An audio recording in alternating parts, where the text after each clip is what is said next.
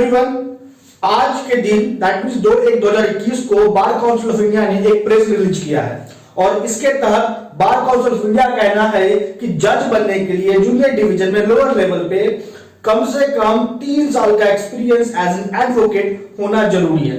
अब ये bar council of India का कहना कहां तक सही है ये मुझे नहीं पता, लेकिन हम लोग आज इस वीडियो में डिटेल में समझेंगे कि बार काउंसिल ऑफ इंडिया ने ऐसा प्रेस रिलीज क्यों किया, आखिर आवश्यकता क्यों पड़ी इस प्रेस को रिलीज करने को लेके इस मैटर पे पूरा डिटेल हम लोग जानेंगे आज इस वीडियो में। तो दोस्तों, अगर आप चैनल पे नए हो तो इंतजार मत करें, जल्दी से जाएं, नीचे आपको दिख जाएगा रेड कलर का सब्सक्राइब बटन, आप उस पर क्लिक करके चैनल को जरूर सब्सक्राइब कर दें, बेल आइकन दबा दें ताकि जब भी आपके चैनल लाइव पे वीडियो अपलोड हो तो उसका नोटिफिकेशन सबसे पहले आपको मिले।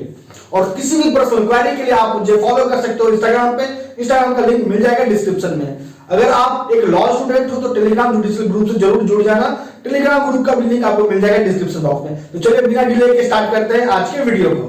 बार काउंसिल ऑफ इंडिया एक प्रेस रिलीज किया है और जिसमें कहा है कि अब उन्हीं जुडिशियल एस्पायरेंट का जज के तौर पे अपॉइंटमेंट होगा जो कम से कम 3 साल का एक्सपीरियंस रखेगा एज एन एडवोकेट। ऐसा कहा गया है, ऐसा मांग है बार काउंसिल ऑफ इंडिया का और इसके लिए पिटीशन भी फाइल कर दिया गया है बार काउंसिल ऑफ इंडिया की तरफ से सुप्रीम कोर्ट में। सुप्रीम कोर्ट में जो पिटीशन फाइल हुआ है वो जिस केस को चैलेंज किया गया बार काउंसिल ऑफ इंडिया की तरफ से वो है ऑल इंडिया जजेस association and others versus union of India का केस। ये केस 2002 का है। तो आइए पहले इसके हिस्टोरिकल बैकग्राउंड को समझते हैं। जब इसके इतिहास में हम जाते हैं तो हम ये समझते हैं, ये जानते हैं कि 2002 के पहले तक जो एक रिक्वायरमेंट था जज के अपॉइंटमेंट को लेकर वो यही था कि उसी बंदे का अपॉइंटमेंट होगा जज के तौर पे जिसको कम से कम 3 साल का प्रैक्टिकल एक्सपीरियंस होना होगा एज एन एडवोकेट। और इसी रिस्ट्रिक्शंस को बार काउंसिल ऑफ इंडिया चाहता है कि फिर से लागू हो जाए, जिसपे प्रतिबंध सुप्रीम कोर्ट ने लगा दिया था इस जजमेंट के माध्यम से 2002 के बाद। तो अब ये 2021 में फिर मांग हो गया है बार काउंसिल ऑफ इंडिया की तरफ से कि 3 साल का प्रैक्टिस का एक्सपीरियंस होना अनिवार्य होना चाहिए जज के तौर पे अपॉइंट होने के लिए। तो आइए समझते हैं इसके कुछ प्रॉन्स एंड कॉन्स को। अब बात करते हैं कि कहां तक बार काउंसिल ऑफ इंडिया का ये पिटीशन सही है। देखिए, जिस ग्राउंड पे ये पिटीशन फाइल हुआ है बार काउंसिल ऑफ इंडिया की तरफ से वो है इनप्रैक्टिकल और इनएक्सपीरियंस्ड होना उन जुडिशियल एस्पायरेंट्स का जिसको कोर्ट का कोई नॉलेज नहीं होता, जिसको अपॉइंट डायरेक्ट कर लिया जाता है जज। अब हमको यह बताइए कि ये कैसे सही नहीं है, आप ये समझिए बात को।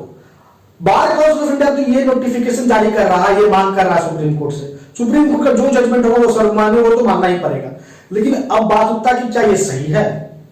तो देखिए, आपको पता है कि ग्राउंड लेवल पर जब इसके एग्जीक्यूशन का बात आएगा तो आप भी जानते हो कि जब जिस डेट को आपने एनरोल कराया बार काउंसिल से उस डेट से आपका काउंट हो जाता है ड्यूरेशन। अब आप जब कोर्ट जाओगे आपको 6 महीने का प्रोविजनल भी दे दिया गया, उसके बाद आपसे AIBE का एग्जाम भी ले लिया गया। जब आपने एग्जाम लिया तो आपने ओपन बुक सिस्टम भी कर दिया। ओपन बुक सिस्टम करने का क्या कंसेप्ट, आप इससे क्या साबित करना चाह रहे हो?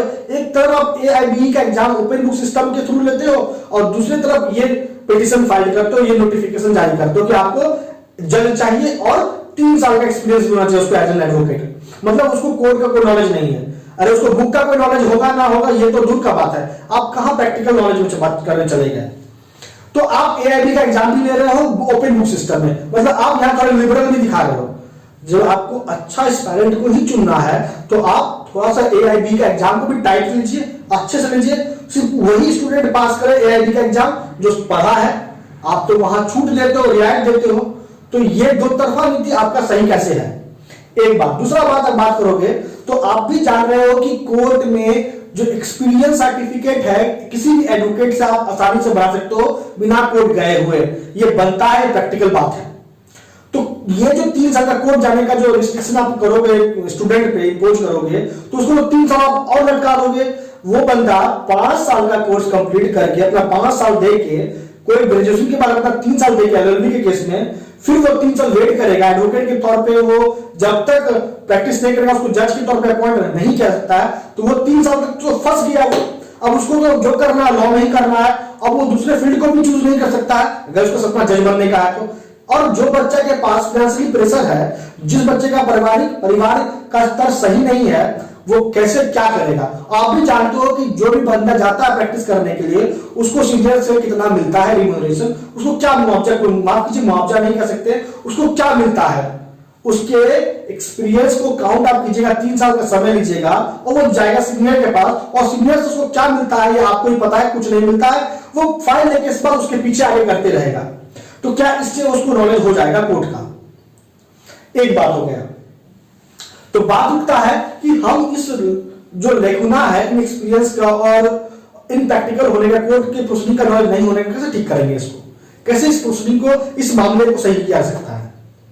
तो देखिए, सबसे पहले तो आप जानते हो कि जितना भी लॉ कॉलेजेस है उसका पढ़ाई का स्तर बहुत गिरा हुआ है।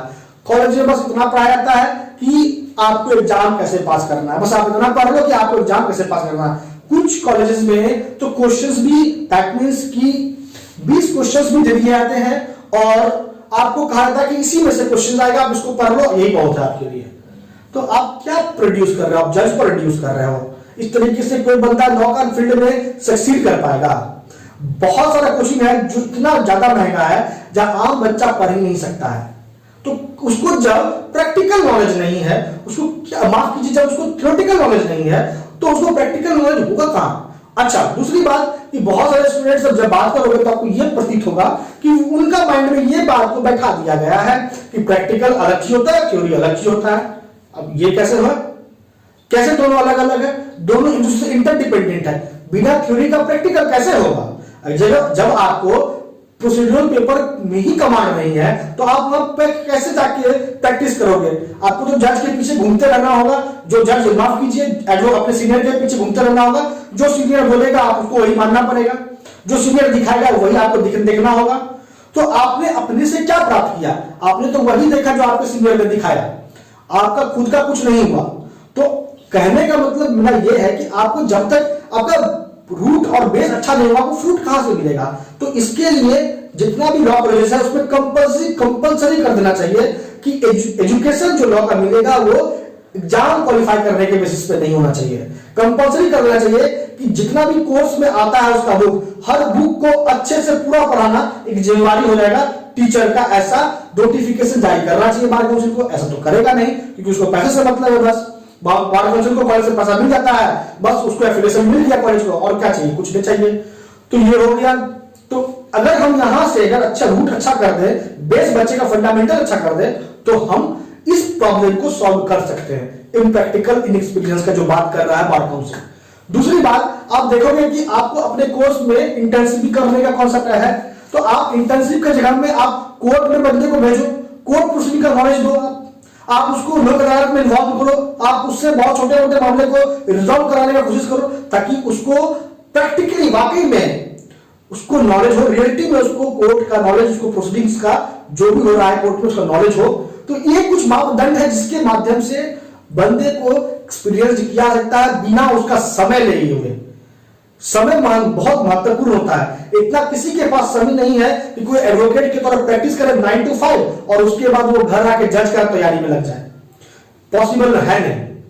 तो ये जो पिटीशन फाइल हुआ है बार काउंसिल ऑफ इंडिया की तरफ से, मेरे हिसाब से ये वैल्यूलेस है, इसका कोई माने मतलब नहीं है। आप क्या समझते हो, आप क्या कहना चाहते हो, कहां तक ये पिटीशन सही है, आप मुझे कमेंट करके जरूर बताना। मेरे हिसाब से ये सरासर गलत है, इसको सुप्रीम कोर्ट को खारिज कर देना चाहिए। बस मैं बस इतना ही बोलूंगा। अब मैं बस आप लोगों में छोड़ देता हूं कि ये तो मेरा ओपिनियन था, आप कहां तक मेरी बातों से सहमत हो, आपको कहां तक लगता है कि ये पिटीशन जो फाइल हुआ है बार काउंसिल ऑफ इंडिया की तरफ से सही है, आप मुझे कमेंट करके जरूर बताओ। तो दोस्तों, आज लेक्चर में, माफ कीजिए, आज इस वीडियो में इतना ही। आपका हमारे साथ हमेशा के साथ बने रहने के लिए बहुत बहुत धन्यवाद।